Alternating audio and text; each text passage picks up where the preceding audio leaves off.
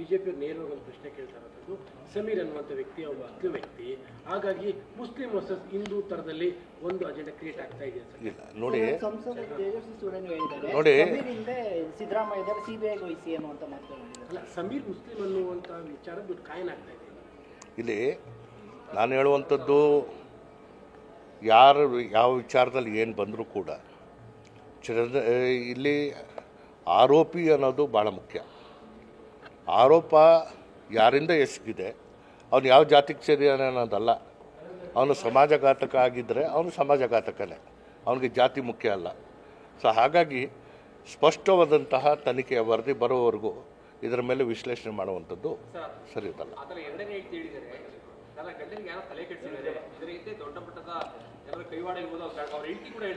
ನೋಡಿ, ಯಾರು ಏನೇನು ಹೇಳ್ತಾರೆ ಅದಕ್ಕೆಲ್ಲ ಉತ್ತರ ನಾವು ಕೊಡೋದಲ್ಲ. ಈಗ ಇವನು ಮುಸುಕುದಾರಿ ಇವತ್ತು ಹೇಳಿರುವಂಥದ್ರಲ್ಲಿ ಅನೇಕ ಸುಳುವುಗಳನ್ನ ಕೊಟ್ಟಿದ್ದಾನೆ. ಅವನ್ನ ಯಾರು ಬಳಕೆ ಮಾಡಿಕೊಂಡ್ರು, ಏನಾಯಿತು, ಅದು ಸತ್ಯ ಸಂಗತಿಗಳು ಹೊರಗೆ ಬರಲಿ. ಎಷ್ಟು ಹಣಕ್ಕಾಗಿ ಅವನು ಈ ಕೆಲಸ ಮಾಡಬೇಕಾದ್ರೂ ಏಕಾಂಗಿಯಾಗಿ ಇಷ್ಟೆಲ್ಲ ಅವನು ಮಾಡ್ತಾನೆ ಅಂತ ಹೇಳಿದಾಗ ಅವನಿಗೇನು ಧೈರ್ಯ ಇರಬೇಕು.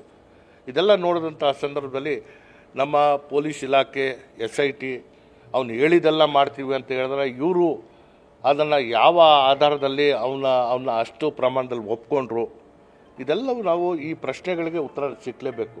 ಸೊ ಹಾಗಾಗಿ ನಮಗೆ ಒಂದು ಮಧ್ಯಂತರ ವರದಿ ಅಥವಾ ಅಂತಿಮ ವರದಿ ಬರೋವರೆಗೂ ನಾವು ಇದರ ಮೇಲೆ ವಿಶ್ಲೇಷಣೆ ಮಾಡೋದು ಸರಿ.